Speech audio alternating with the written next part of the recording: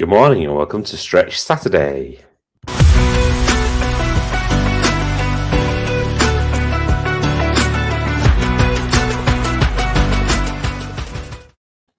Good morning, welcome to Stretch Saturday. Let's make a start by just getting ourselves into a space. I'm just going to move our arms, just gently raise our arms over our head and bring them back down in front of our body, all the way up, oops, and all the way back down. Nice big stretch. That's it. Really feel every part of your body as you're doing this. Okay, we're going to move these now and change them into bringing our arms forwards into great big windmill. Big rotations all the way forwards. Bring them all the way forward, and as you bring your arms backwards, drive them back as far as you can. Feel those arms in your arm sockets. That's it. All the way around. Now we're going to reverse it. I'm going to bring them all the way backwards. All the way back. That's it. Oh, yeah. If you feel any like clicking and popping, etc., that's quite normal. It's all the fluids and things just moving around. Parts of age. But I got anything, start feeling any pain, then we stop. Just starts to ache a little bit. That's quite normal. Okay. Right, we're going to bring our arms up to the side, so straight across. Going to turn one palm up and push our body over to the palm that's up. Turn that palm down, turn the other palm up, and push back over. And back again, and again, all the way over. Nicely stretch the body. And squeeze it. That's it. All the way around. Okay, well, we've got our arms out. We're going to start to do the elbows. So put your thumbs up just so you can see the direction. And big elbow circles. In one direction. And then in the other direction. That's it, all the way around. Nice big circles. Good morning, Mark.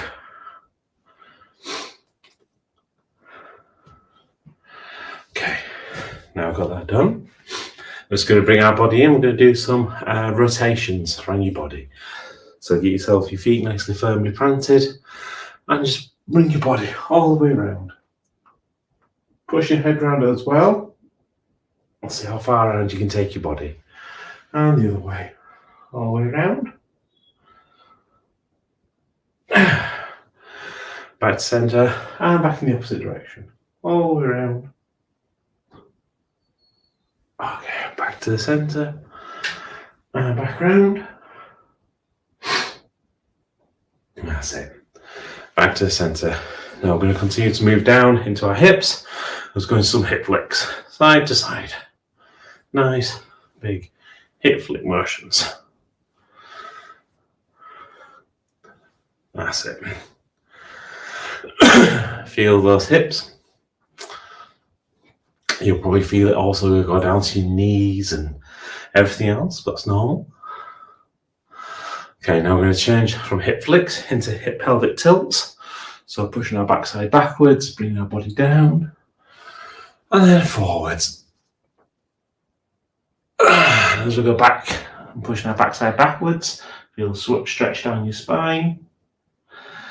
And as we bring our pelvis forwards, feel the stretch down the front of your body. And back again, all the way down. And all the way over.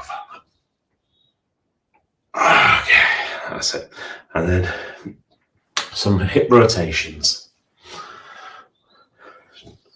Try to create the biggest kind of box you can with your hips. Maximum amount of space you're trying to take up. That's it. All the way around. Nice big rotations. And the opposite direction.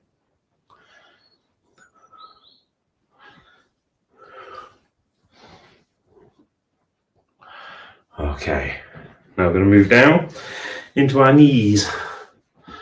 So slightly bend your legs. As we're doing this, I'm just going to rotate our knees in one direction. Helps just hang your hands on your knees. And in the opposite direction. That's it, all the way around. Okay. You might need somewhere to hold on to. Just for a bit of balance, we're going to go onto our feet and do our ankles. So just raise your foot out into the air. We're just going to rotate the ankle in one direction.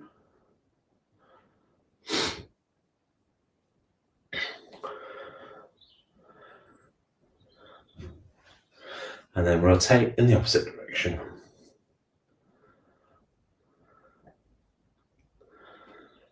Okay.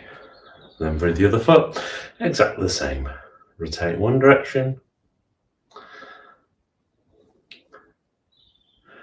And then rotate the ankle in the opposite direction. Fantastic. Okay. Right, let's start some stretching. So we're going to start off with our chest again, our pectoral muscles. So reminding ourselves that big fan-shaped muscle goes across the top of your chest, anchor points in your sternum. Sorry, origin points in your sternum, anchor points actually in your arm. You can usually feel it. You lift your arm up, it's that muscle that just goes underneath your armpit to your arm there. So if I do this one, I'm going to keep our arm bent 90 degrees, and what we're looking to do is try and stretch it by pushing the arm backwards. So I'm going to use the wall or some surface where I can get a little bit of leverage on there. So if I show you on here, if I get the arm at 90 degrees against the bar, I can push the body into it. I can start to stretch that pectoral muscle. So if you find that stretch point and hold it, I'm going to hold it 15 seconds.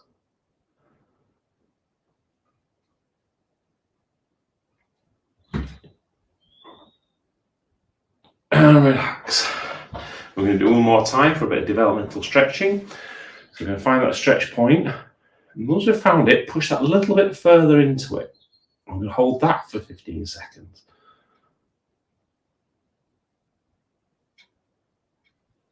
And release. Okay. Now I'm going to go to the other arm. And same again. You're going to find that stretch point in your chest. Once we've found it, hold it 15 seconds.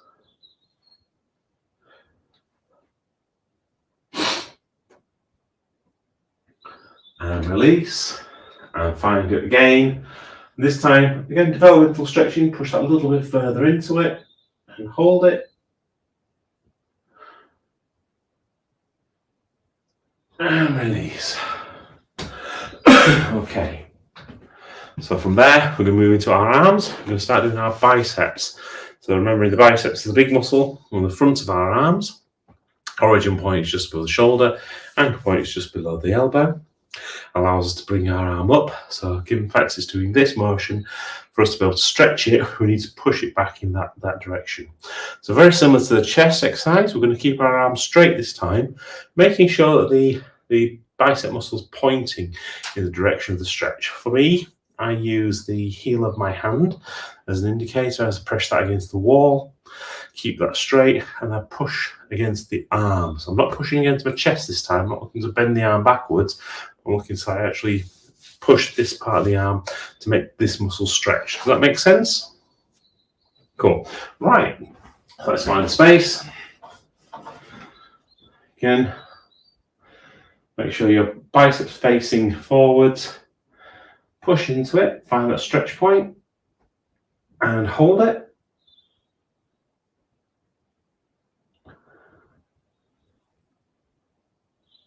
Release. And one more time.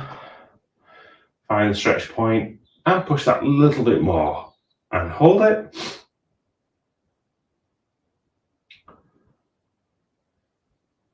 And release. Okay. Going to do exactly the same on the other arm. So heel the hand facing forwards, find that stretch point, and hold it.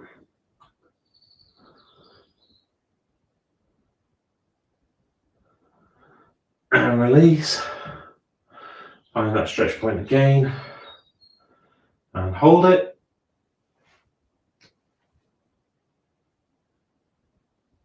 And release. Okay. So now we've done the biceps, we're going to move on to triceps. So remembering triceps are the opposite side. So same again, the origin point is above the shoulder, anchor point below the elbow. And these allow us to bring our arm down. So for us to be able to stretch them, we need to be able to pull our arm up as far as we can. So to make that work, we're going to bring our arm over our head, and there's two methods. You can either hold on to your elbow and pull your elbow in, so you can feel that stretch, you can show your tricep, but at the same time pull your arm over as well with your biceps. Or, if you can, if I didn't have a silly hood in the way, you can bring your hands together, lock your fingers and pull down. So whichever method works best for you, find that stretch point and hold it.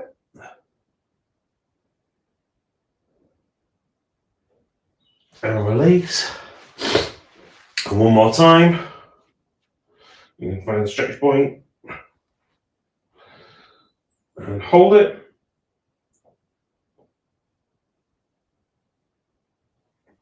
And release. Okay, and exactly the same with the other arm. So again, find the stretch point and hold it.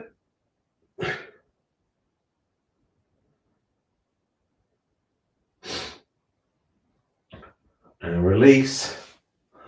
And one more time. Find that stretch point and hold it.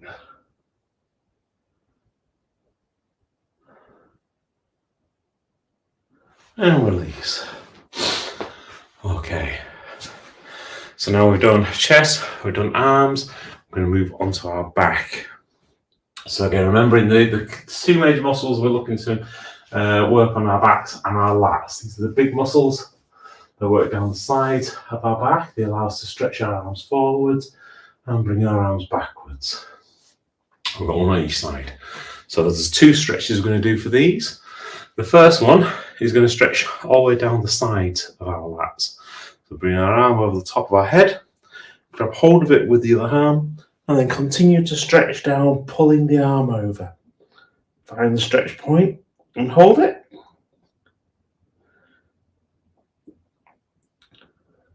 And release.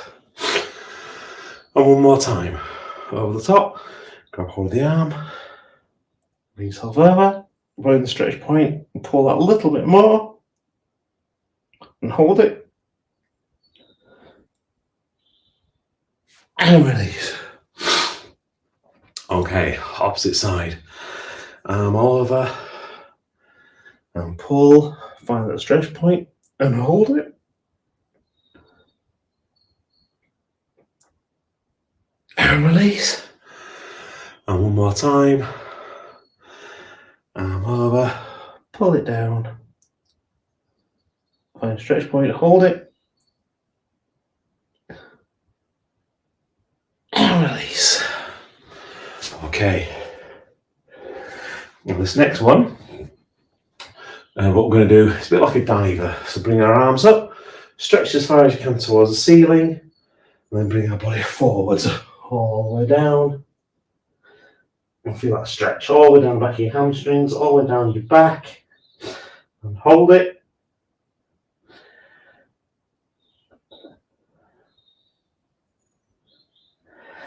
And release. One more time. All the way up. Stretch as high as you can. All the way down. And hold it.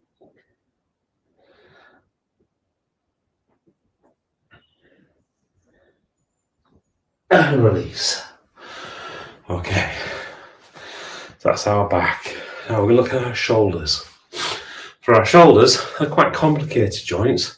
What we're going to do is just try and stretch out the shoulder by bringing our arms straight across in front of our body, keeping our shoulder low. What we don't want to do is don't want to crunch our shoulder up. So again, we don't want to bring our shoulder up and over. We're going to kind of keep our shoulder nice and low. then bring our arm just behind it and hug it into the body.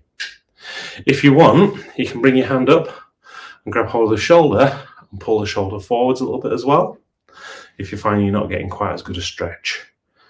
And hold it.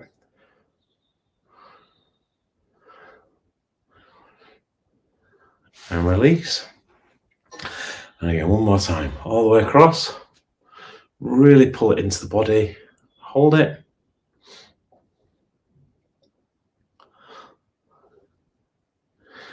And release. The other side, exactly the same. Bring it across. Grab hold of your arm. Pull it in and hold it. Feel it stretch.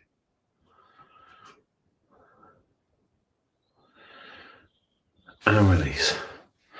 One more time. All the way across. Bring it in.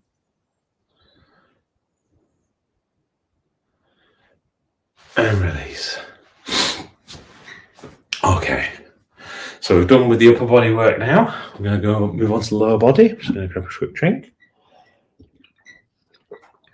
Okay, we're going to start off with our legs.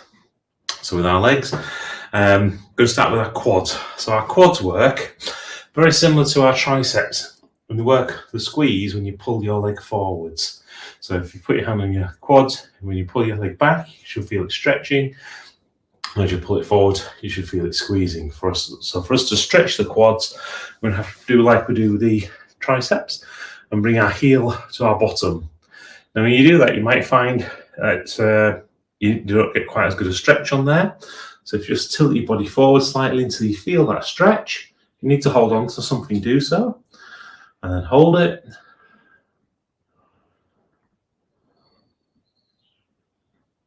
And release.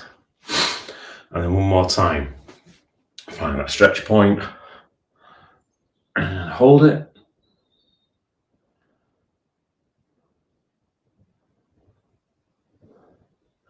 And release.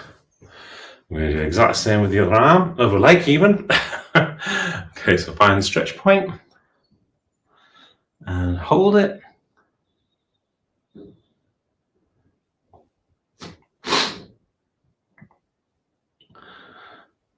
And release. And then one more time. Find that stretch point. And hold it.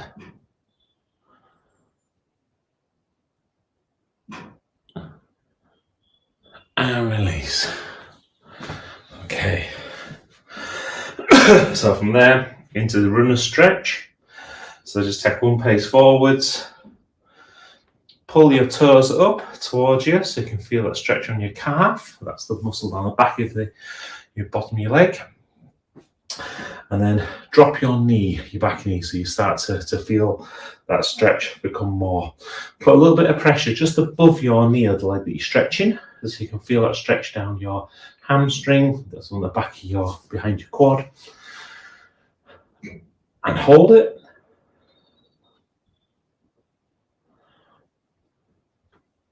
And release. And then one more time. Back down into that stretch position.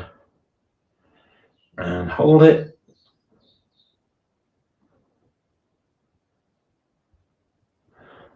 And release. Okay. Other leg, exact same again. So step forwards, pull your toes up, bring your leg bent with the one that you're not stretching. Put your hands just above your knee of the leg that you are stretching. Find that stretch point and hold it.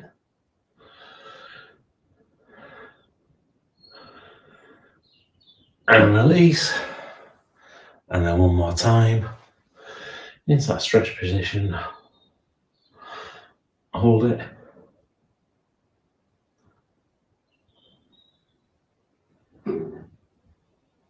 And release.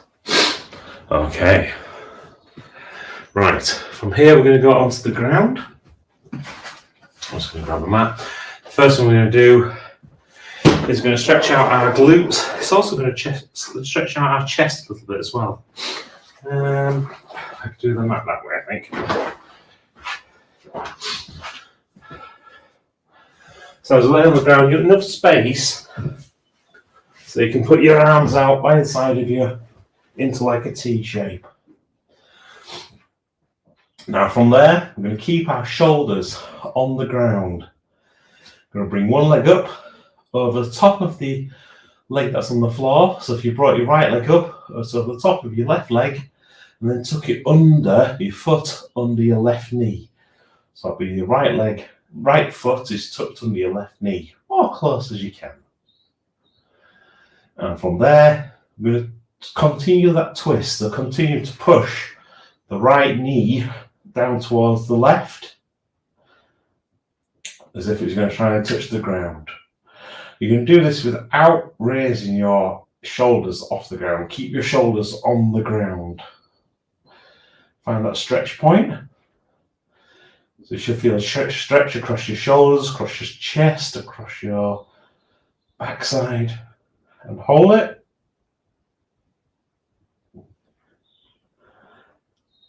And release. And one more time. So just get that a little bit close to the ground. And then hold it.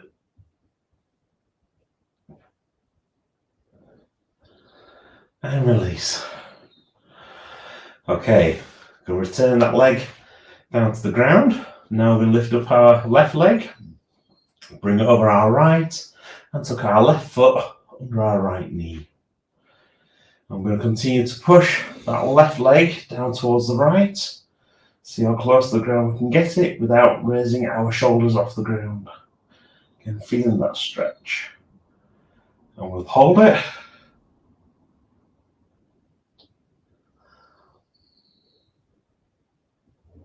And release. And one more time, push towards the ground so you can push that a little bit more. And hold it.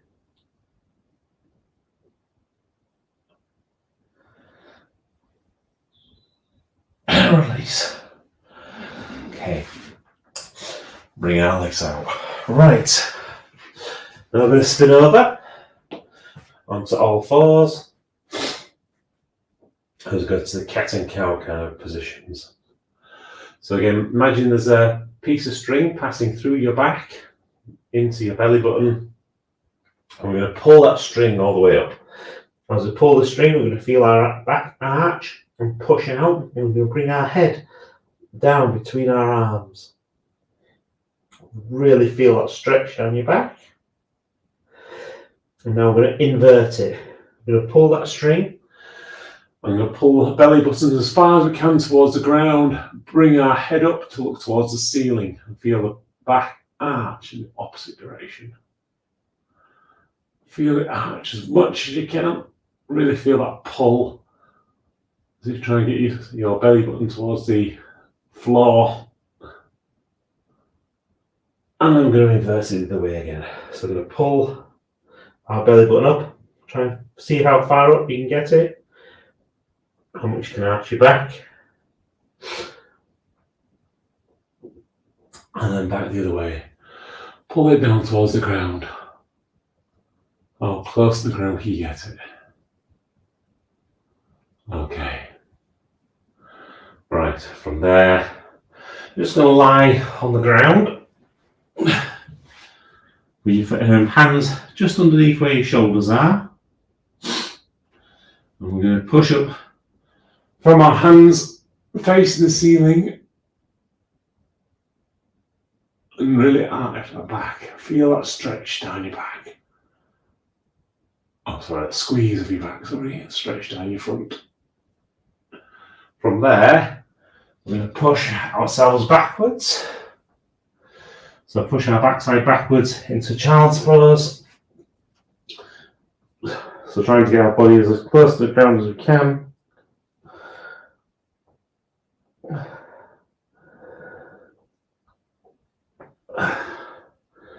And from there, you can back up into all fours, transitioning back onto your front, pushing back up, facing up into the ceiling.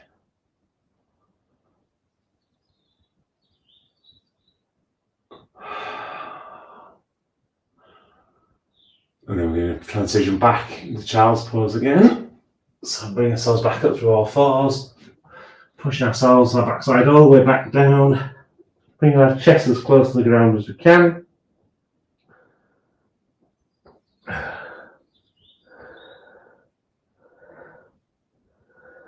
Okay, and from there, back up into all fours. What we're going to do now, our final stretch for this morning. I'm just going to go into a bit of a Superman. Can't remember what the official name of this one is, but anyway, the chiropractor taught me it's called it a Superman. I'm going to push one arm in front and the opposite leg out the back. So if you've used your left leg, you use your right arm. I want you to point your fingers and point your toes and stretch as far as you can, as if you try and touch both sides of the room. So try and touch the wall in front of you and the wall behind you as far forward as you can. Make yourself as long as you possibly can. Hold it for a moment. Okay. Transition back to all fours. And I'm going to use the opposite arm and the opposite leg. So if you used your left leg, you're going to use right leg and your left arm this time. You're going to really point your toes, point your fingers as far as you possibly can. Make yourself as long as you possibly can. That's it. Really push through.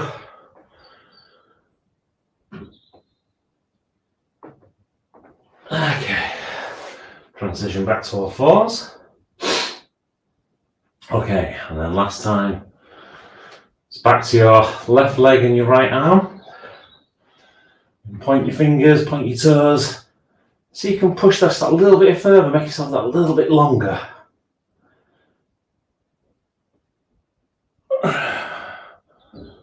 Hold that nice and stable.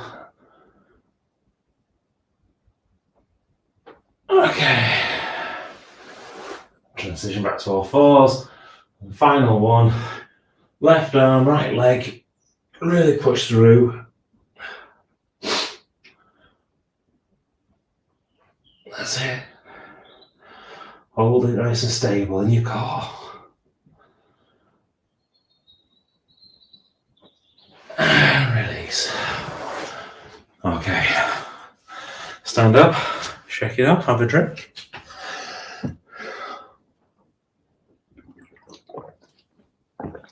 That's the end of another stretch session. Did you have a nice Christmas? Good, thank you. Yeah. Excellent. Yes. It's been good. It's if I'm honest, because I've got family staying, got my mum staying. I almost prefer. Don't get me wrong. I like Christmas, and it's lovely giving presents and the whole ceremony of it. But I prefer this time. Where it's more chilled and there's less kind of like pressure, like we must do this, now we must do this, and it's like we're just around each other. I prefer it. Yeah, you can relax a bit, play games. Yeah. Enjoy time. Go for a walk. Exactly. Yeah, go for a run, go for a walk. Shall we stay in? Shall we go out? Doesn't matter. You know, it's all. I prefer that rather than what's the time. You know. Yeah. But you know, I'm not being. It's been good though. It's been good. I've eaten my weight and I've definitely got to make that switch now. As you know, I had COVID and then so I was doing 0 steps, eating home cooking. It was the perfect storm. Yeah. I'm all right. I had a good time. You know. Yeah. But as you know, you've done this a few years now with me, so you know it's all transient. It's just the moment, and it all passes. And and like with anything, you know, with over Christmas, you probably eat more sugary based things than anything else, which means that for every gram of carbs that you have, you're retaining 4 grams of water at the same time. So wherever the weight says on the scales, don't worry about it. By the time you get to next week and you're back on it and everything's going back to plan, it'll all come back off. Your body remembers really well. Yeah, no, you're right, and I think from an energy point of view, I'm enjoying. Yeah, I'm eating. I'm not eating with regret. You know that when you're kind of like, oh no, the next day I should never. It's like, you know what? It's okay. Yeah, it's okay, and you feel you're not beating yourself up. How are you feeling, by the way? Better than I was. Yeah, I've got all sorts of allergies and things. I've had it since I was a kid. But one that's kind of been creeping up on me is I've got my gluten sensitivity is getting worse. So having 2 months of cake followed by Christmas probably wasn't the best thing I could do. So it just all kind of impacted me at once. So I was a bit flawed, really. But these things happen. Well, I know it would take a lot to knock you, from what I know of you anyway, a lot to sort of knock you out. So yeah, well, sounded pretty bad. But, yeah, it wasn't the greatest time. But no, I'm back to it, back fighting fit. So looking forward to getting back into the swing of things next week. Yeah, definitely. We've got a whole month of classes and things. I think I've got 1 week. No, I have 1 week where I'm away. Actually, that's the week of the 7th of February. So I'm here on the 7th and then away for the 8th, 9th, 10th, 11th, 12th and 13th, and then back again. So other than that, I think January's pretty good. Cool. Yeah. No, I'll be there. I'm going to change a couple of things up actually. I know I've been playing around with these circuits in the morning, on some mornings, but it doesn't. I've realised it's not working for me as well as I hoped, because it's the beauty of this 6 a.m. is that it gets me up and gets me moving straight away, and it also and I enjoy it, you know, and it's in terms of time, it then allows me a pocket of time to get. So I found that I wasn't getting as much of my study done, my new study. And I was looking back to last year, I think, this year, we're still in it, aren't we? I was thinking about my PT study and thinking, God, I've got so much done. And it was because I used that time really effectively in the morning. Yeah. But with the other place, I've got to drive to it and then, got to drive back. And then by the time I get back, I've got like 20 minutes and then I've got to wake up my son. And I just don't, just not getting that time, that real holy hour, time. Yeah. And I've realised I missed that. So, yeah. Makes a massive, massive difference. And because we were chatting about this before Christmas, weren't we? When we sat down and went through a few questions, because time is it's unbelievable. So when you're having to, especially when you're having to go to the gym and stuff, or you're having to travel, it soon eats into your day. And when you're trying to do things right, and for example, if you're doing resistance training and a cardio session every single day, and you're trying to space those out, so you do one morning, one in the evening, and you're maybe doing 15, 20 minutes worth of traveling to get to the gym and back, maybe half an hour worth of traveling to get there.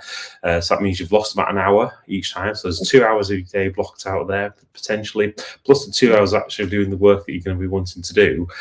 So that's 4 hours. Whereas actually, if you could just do the one session, my apologies, one session in the gym and the other session from home, you're suddenly getting back like an hour, and that's quite important.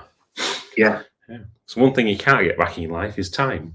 So it's always a good thing to be healthy. That's right. Yeah. That's right. It's all very well, isn't it? Writing down, this is what I want to do and achieve this year. But then you look at your time and you go, well, when am I going to do that then? In the week. I think it's that thing, isn't it? We overestimate. Sometimes you have a tendency to go, I'm going to do this, this, and this. But then when you actually look at your week and your days, because that's the trick, isn't it? I find this, you have to go, where in the week is this going to fit in, And if you can't do that, it's probably not going to happen, Yeah, well, that's why I say if it isn't in the diary, it doesn't get done. Because that's the only way to make it happen.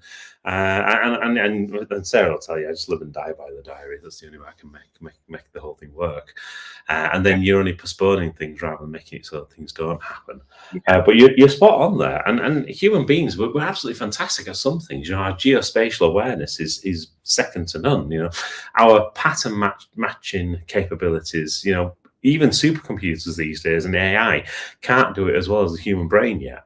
At all, when regards to seeing something and thinking actually something's not right, something's missing, something's wrong, and then actually being able to work out what's wrong in that kind of pattern-based thing. again, human brain's absolutely amazing at that. What we're crap at, though, is time. We're really, really, really bad at time. And it's because our brains have to delete things. We can't absorb or take in every single moment, every single sensory input, etc. We just be overloaded. And because of that, we end up, the brain kind of compensates for it in different ways, which means we're just really crap at time. We can't tell how long a period is. So, for example, when we're doing even just then doing 15 seconds worth of stretches, the only way I can manage to do 15 seconds worth of stretches is if I count in my head to 30, because I know if I count to 30, it's roughly about 15 seconds, but sometimes it might be a little bit less, sometimes a little bit more. But on average, it's going to be about okay. But we're dreadful at time. Dreadful. Yeah. So find other ways to help compensate for those things. Yeah. Do what we're good at. Yeah. It's no,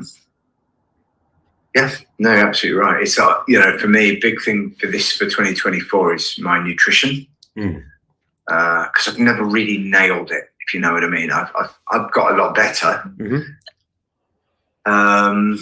But then you're like, yeah, great, that's great. Yeah, so what does that mean then? In the week, what does that mean? And it means, well, blocking out time for food prep.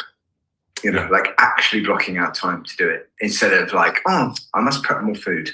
Yeah, I know that, but so like, what am I going to do that? And it all comes back to time. So okay, so if I'm going to do that, then it's quite an enjoyable process, though. I quite like this time of year. I've set my goals for next year, so I'm kind of I did that a while ago. So it's not New Year's resolutions, but I quite like that whole. Yeah. I don't know what's going to stay, what's going to go, what's going to add. I quite like it. I find it quite cleansing, quite therapeutic. Yeah. Well, it's always a good time to sort of reflect and recover and kind of rewind and think, actually, what went well, what can I do better at, what am I going to repeat, and all those type of items. And it's just any time of year can do it, but it's just it just becomes a habit. There's a whole thing about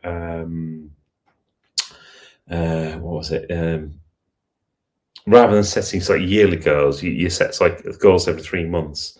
So it's a bit like the 90-day planning kind of segments that you do inside business. And the reason why is because, yes, from a yearly target for shareholders or a reporting back to the city or reporting back to HMRC or whatever your local government is, that becomes a moment in time thing that you have to do on a yearly basis, because that's the period they set. But you don't have to actually stick with that same period. So in business, if you set yourself 90-day periods rather than being 365, then all of a sudden you've got 4 endpoints, whereas most people only aim for 1. And it means that if you need to make any major corrections, you can do really, really easily, because you do it within that one of those 90-day periods. Or if you want to experiment with something and it goes drastically wrong, you've still got 3 periods to be able to recover from that. And same with what you're doing with your life. It takes roughly about 90 days to kind of go through things anyway. First 30 days usually it's about exploring it, setting it up. The next 30 days is about making it work, and then the last 30 days is always about optimizing it and making it work best for you, so it's grounded in. So there's nothing stopping you kind of then applying the same thing to your life, so that you're not just having this one time in your life where you're reflecting and setting new goals, but you end up having 4 times a year where you're doing it. There's nothing stopping you doing it 12 times a year or whatever, but 4 times is, for me, I think it's probably quite a nice one, because then it gives you the opportunity to then think, actually, that's been really good. So, for example, if we look back over the year and you did the you set yourself the marathon goal, you set yourself your photo goals, your challenge with regards to the weight, etc. Same thing, you kind of set periodic goals, and that's great, because then as you kind of start to achieve them, you can then start to think, oh, well, what's the next 3 months going to bring me? I hear you. I think they're like not stepping stone goals, but I know what you mean. They are.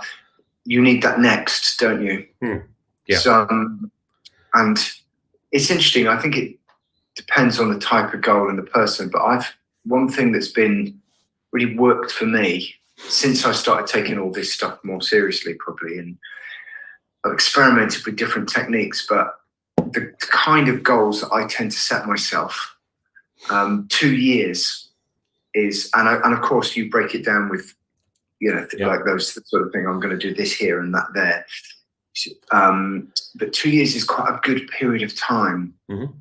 If you really want to make transformation, like I want to have a business that is generating X, or it's got X clients, or I want to be this weight or cholesterol, or and I found it really all the work we've done together. So recently I went to have a blood test just about a month ago, blood, cholesterol, the whole sort of thing, and I went to, and they did the test, and then he said, oh yeah, in about 6 days you'll get the results, or whenever it was. And so I phoned up, and I went in, and they said, yeah, it's all fine.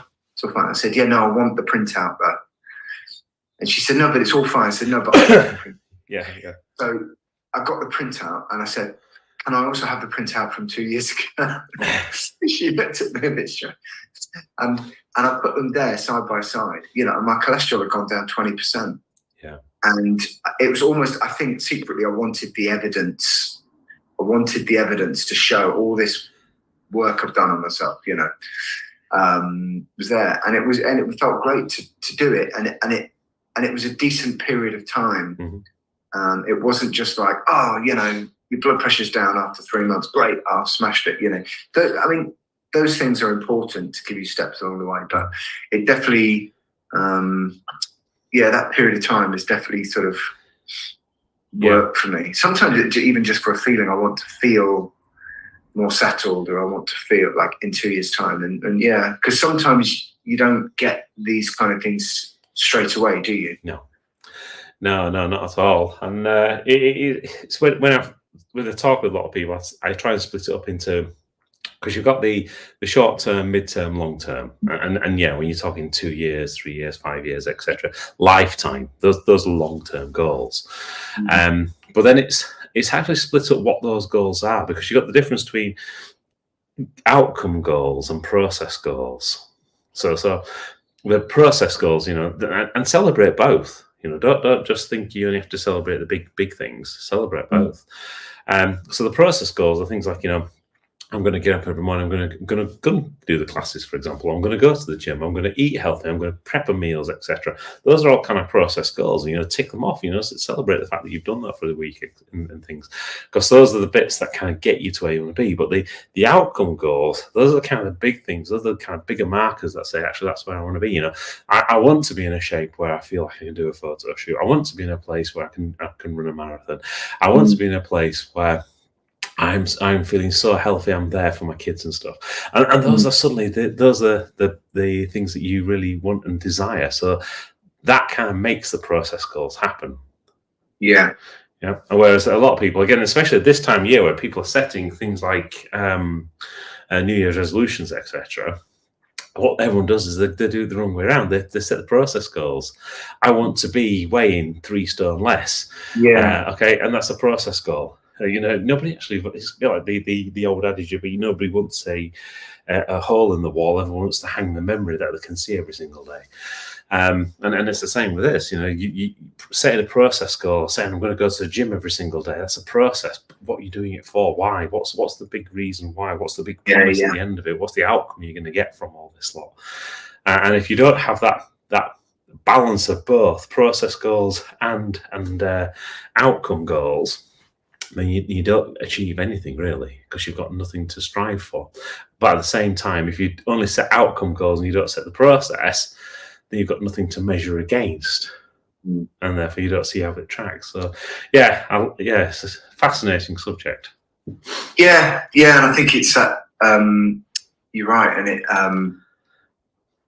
sometimes it doesn't have to be that ta-da moment, does it? It doesn't have to be like the big. It can just be like, oh right, yeah. No, because you get used to feeling a certain way, and it's only when you measure it long term you think, oh yeah, that's good. But it doesn't have to be fireworks and it was somebody, it was a while ago. I can't remember if I read it or somebody said it. I read it. There was something I watched, or it just stuck with me. And they said, because what I used to do was set too many goals for the year. So I'd go, next year I'm going to do, and it'd be like 12 things. And I'd end up doing 3 of them. Yeah. And they go, oh, I didn't get to do, And then, so it sort of hit on this idea of like fewer goals. So usually now like three things. Yep. And of the 3, there will be a 1 that's the non-negotiable. Yep. And the quote was, or the statement was, people overestimate what they can achieve in a year, but they underestimate what they can achieve in 2 years. Yeah.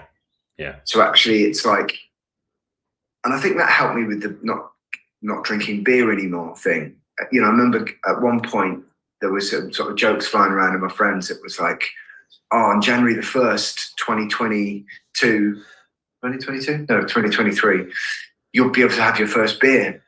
And it was like, oh yeah. And I got to this time a year ago and was like, no, I think this is part of the 2-year thing. I wonder if I can go another year. And it was like, so rather than have this big moment that I was going to have the beer in the photo and go, look, I had my first beer. And that could have thrown me off then, it's and having the too many goals has the other effect as well, because when you start to not achieve them, you have that negative impact on your own body, on your own self-esteem, etc. It makes you think, oh, I just can't achieve my goals. And as soon as you start to think like that, especially if you've got lots of them, then you just reinforcing those meddling pathways that say, you can't achieve, you can't do. I'm not a person who can do that. Yeah, exactly. And then that just starts to deteriorate the things that you are achieving. So bring it down to like 1, 2, maybe 3 goals. Absolutely. I think there's the book, The One Thing. I think that was one of the books that talked about that exact thing. I read it. That honestly, the 2 books in the last 2 years, 3 years, I read Atomic Habits. Yep. And immediately after Atomic Habits, I read The One Thing. And then I read The One Thing again. Yeah. And those 2 books, I mean, there's lots of books and bits of books and also, but if I had to pick 2 books in the last that I've really, if I had to do a list and say books that change your life, those 2, The One Thing, absolutely love it, and it's almost like a sister book. Those 2 books, even though they're different authors, they complement each other so well. Yeah, I read The One Thing, must be a decade ago now. Probably, it's a long book, And I did Atomic Habits. It was a recommendation I had during lockdown, so I read it then. And then recently I've read a book by Mel Robbins. And that she's was really she's 54321, isn't she? That's the one, yeah. Yeah. And so I got Sarah to read that, and she's found that really useful. She uses the 5-4-3-2-1 method. So that's a good one for people kind of procrastinate a little bit. Because then there's this kind of no options. 5-4-3-2-1. You just have to do it. There's nothing else. But she finds going to 5s too much. She just does 3-2-1 go. She does the 5-4-3-2-1. She's already got herself out of it by the time she gets to 2. So, but it's interesting. But this is the whole point. Everybody's different, isn't it? So, what works for one person doesn't work for others. So, for example, accountability works for some people really well. I've been working with a guy for the last 3 months.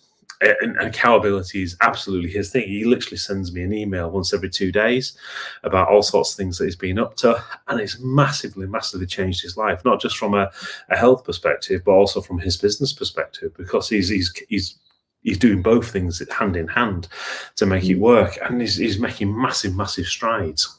It's really great. It's all through accountability, and it doesn't necessarily need to be a lot back from me. It's just a case of he needs to send that to somebody, so somebody else is actually taking a look for him, and he's got to then report in effectively. And being a business owner, who do you report into most of the time? Nobody. So having that person there suddenly makes a massive difference. Whereas other people, you give them that accountability and they go to pieces. So Right. it's finding that combination of things that work with specific people. So having a range of tools available to you is great.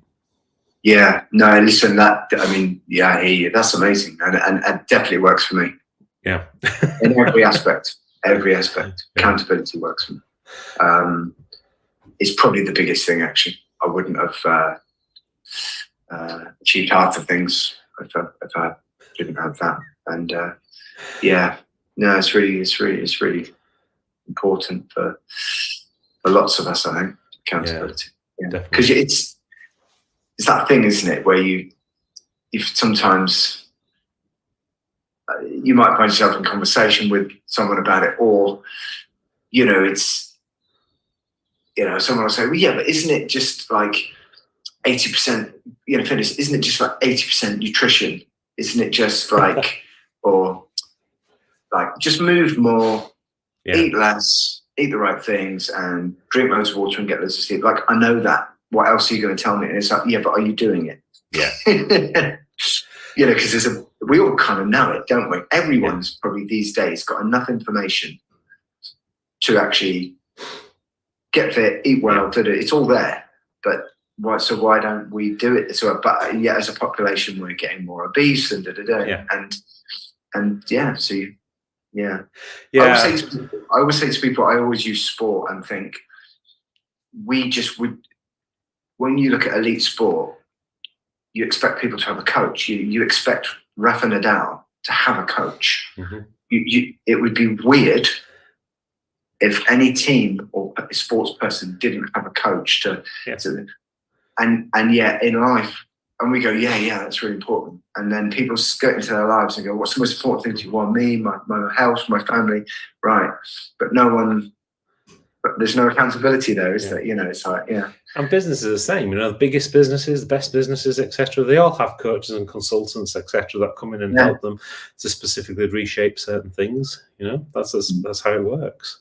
Yeah. But it's interesting you were saying about the whole eat less, move more kind of thing, because that is such a pervasive item, and you're right, everyone's heard it, but it's like such a negative effect as well as like such a positive effect. I mean, one of the things I was contemplating over the last week or so is do we kind of create the idea of the iron triangle? So you've got the rest, the nutrition, and the kind of exercise pieces being the three, or movement, sorry, I shouldn't call it exercise really in that respect, as being the three underpinning elements that go around it. But then you've got this big surrounding circle, a bit like Stephen Covey's 7 Habits. You got the sharp and the saw bit there on the sides, but the reality is the bit that kind of goes around the sides is exactly like you're saying. It's how do you deal with your mind? It's not just the mindset per se, but actually how do you deal with that whole psychology element of your own head to keep in the right kind of space, to make sure you're doing the right kind of things, and how do you build a schedule as well that kind of supports and underpins what it is that you're trying to create to make it work, and then create something that actually works specifically for you. That's the other big supporting element that kind of wraps around this nicely. Oh, it's huge, isn't it? Absolutely huge. And the self-awareness, that the things you discover about yourself, I mean, I've realized I'm addicted to sugar. Yeah. I just am. And I could deny it or go, yeah, I've got a bit of a sweet tooth, but I think not drinking beer, easy, relatively, like, but sugar is like, and I've noticed it this Christmas, you get into like, why do I do, so why can I only, so for me, I was having this conversation with my sister, my sister can have one biscuit. If I'm having one biscuit, I'm having 8. Yeah. And that's just the way I am. And so everyone's different again. But, and actually, and even within that, even within sugar or sweet stuff, I've noticed I've got much, much better. So things like desserts with meals, that I've got much, much better at. So I go, right, we don't have dessert at home, or I don't. So that's like a little rule, easy sort of family rule, and it's supported by the fact that my wife doesn't either really, so that's good. And then I'll have the planned, this is all during our time Yeah. working together, you know. So I've gone from like impulsive desserts in restaurants, like, oh, damn it, I shouldn't have had that, to now mostly planned. Yeah. It's like, no, today, yes, and I'm going to bloody enjoy it. And, you know, and That's right. That's worked. That's my little treat, you know. But it's the snacks. It's the grazing snacks, the stuff being out, which of course at Christmas is on steroids, isn't it? You know. And if it's there, so then I have to go to that place in my mind of like, right, so you're not very good with willpower, and I justify things like, I can't, you know, I'm going to lose this much weight this week anyway, so I can justify. And you think, yeah, but so why'd you do that? Yeah, and it's I don't know. You know, then I start thinking about insulin levels and, you know, and the craving. So where does that craving come from, and what can I do? Yeah, and I'm not there yet. I'm not completely there yet, but come back to that mindset, that psychology. There's so much to it when you get to it, isn't there? You know. Oh yeah, definitely. And then which is all the stuff that can derail you, isn't it? Yeah. But you're doing the right kind of things. It's like, for example, I remember one of the big eye-opening things. Well, a few big eye-opening statements I had was one is leave party food for parties, which I think exactly like you're saying, things like desserts and cakes and crisps and all that kind of stuff. You know, you don't deny them, because, you know, by denying yourself, you just reinforcing those pathways in your head, and you then want them more, and that's just the way that we've been made up. You know, if you denied the bush full of amazing berries, then all of a sudden there's nothing more appealing on the planet than this bush full of amazing berries, and we've had that for 200,000 years. So your small existence on the planet against 200,000 years worth of evolution is nothing.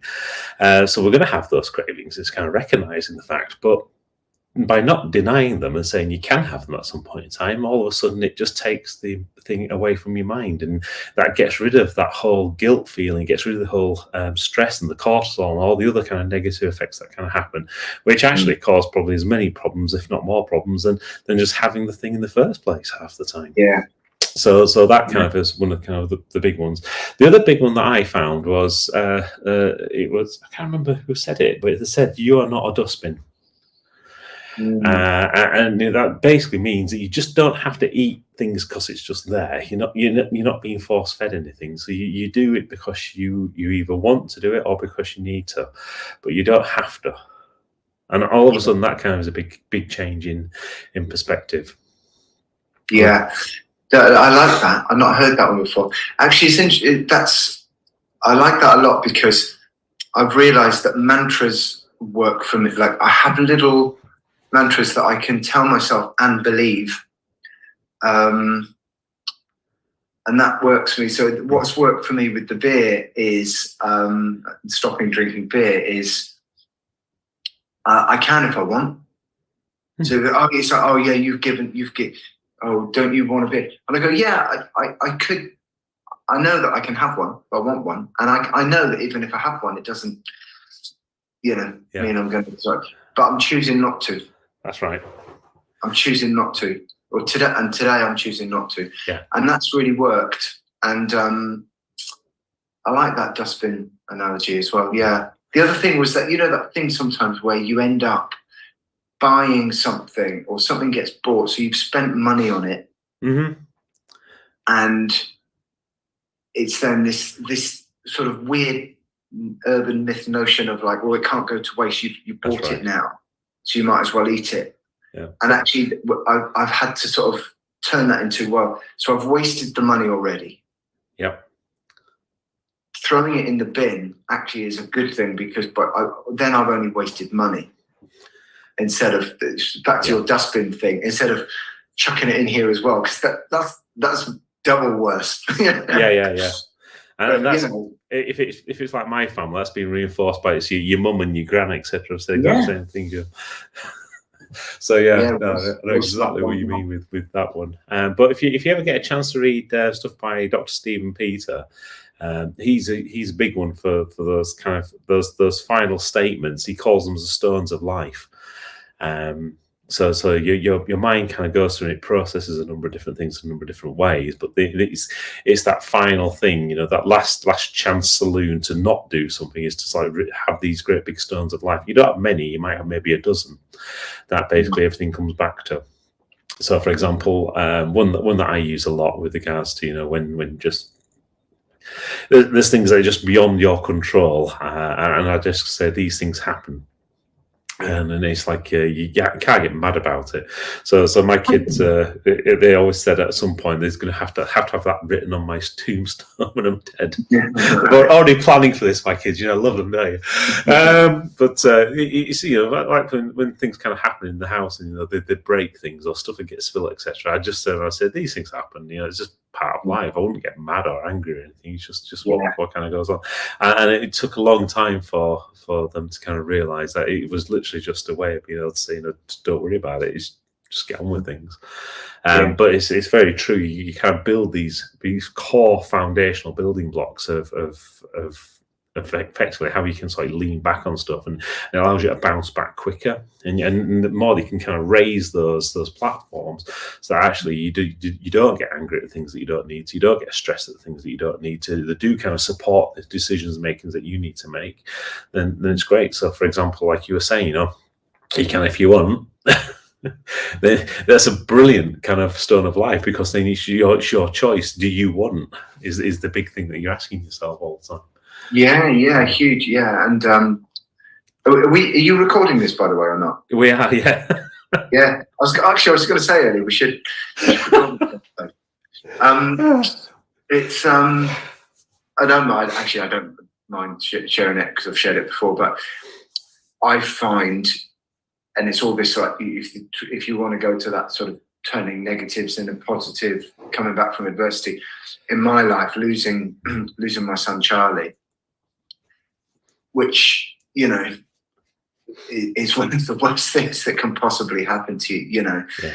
And I draw on that. It might sound a bit negative, but it's actually a positive in terms of so in the spirit of what good can come out of that, and I've learned that amazing things can come out of terrible situations, and grief is healthy, and what I find these days is something will go wrong, something out of my control, or even sometimes in my control, and you go, yeah, but it's not as bad as that. Yeah. It's not as bad as that. So I have this if you're like that whole conversation about perspective, I've been given like shovel loads of perspective when it comes to like, there's no Wi-Fi. There's no Wi-Fi. The Wi-Fi's not working. Yeah, I think. Yeah, that's not a problem, honestly. Yeah. It's frustrating. Yeah. It's frustrating because it's something that you've expected they're not having, but it's still not as bad as And I don't mean to sound pompous with that. It's just like it's just not as bad, So it gives you, what does it give you? Perspective, I suppose. It does, definitely.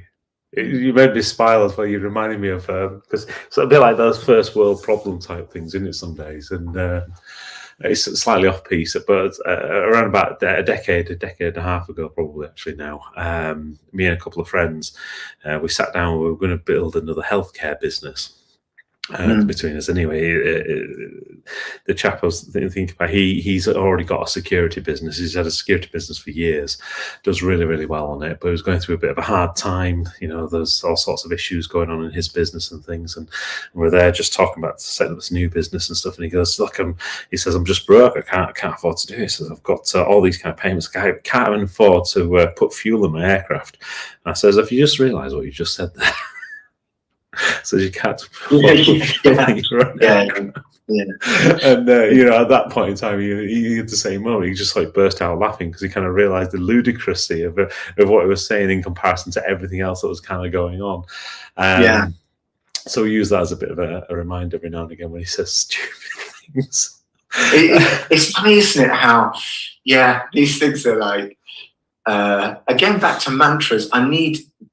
It'll be just a simple. That's why conversations like this are good. Something like your dustbin thing has really stuck with me actually, and you just come away and you go, you can solve a problem that you had in your head just with something you just picked up. And you know, I found when I was going to PSA, and it was shortly after, it was not long after Charlie had died, and I was sort of throwing myself into that, and it was a great experience. I really got a lot from it, and at that time, I sort of threw myself into social media. Yeah. And was doing videos on Facebook regularly. So I went from this guy who was like on social media every day, posting something, being on a live video, completely unfazed by it. And then I've gone very quiet in sort of during COVID, and I'm about to sort of re-emerge a little bit and start posting a bit more, and I want to build my business. And I caught myself getting a little bit like, bit self-conscious, bit sort of like, what am I going to say? And I was sort of having a conversation with myself going, is this the same guy? Mark, wow, look, here's you, like Mr. kind of like, good morning, everyone, you know, to like getting a bit nervous about it. And it was just a chance conversation with someone else who's in my sort of world around that, another coach. And he was talking to someone else actually, but I was part of a conversation. And he said, the thing about posting on social media, if you're a bit not sure, he said, about your logo, and is it going to be right, and everyone's going to see it, and what if it goes wrong? And someone was nervous because they were changing direction of their business. And he said, look, the bad news is, it's really hard trying to build a brand and business because no one really cares about your logo and stuff. Getting people to care is really hard. He said, the good news is no one cares. So you could stand up one day and go, I know I was doing fitness, but I've decided to do growing melons in my allotment. That's my new business. And most people are like, oh yeah, okay. No one cares. And yet we sit here in our bedrooms or kitchens kind of going, what are people going to think about, and no one really cares. And it kind of just instantly liberated me. And when you look back at even when you look at some of the biggest brands in the world, I mean, look at IBM. I mean, they started building typewriters or something. Exactly. Was it Sony where they were selling noodles or something? Nothing to do with electronics or something. Yeah, it was something crazy like that. Not Amazon. Books. Yeah. Amazon was books. Yeah, used books, secondhand books. Yeah. So what is it? It's the world's largest logistics company now. So.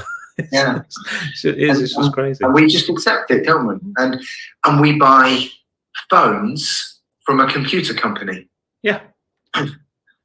So it's like, it's you say, just that thing, he said, no one cares. And you're like, which is what makes it hard, but it's also what makes it easy. It's just, I think so. So anyway, thank you for the dustbin one. I'm going to remember that. You're welcome. And if we don't speak beforehand, have an absolutely super start to 2024. Looking forward to seeing you on Tuesday. And take care of your family. Yeah, likewise. And I hope you feel like 100% really soon. Happy New Year. Will do. All right. And to everyone watching this ramble.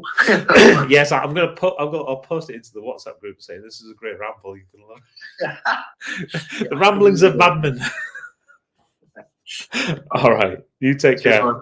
Bye for now. See you Tuesday. Bye.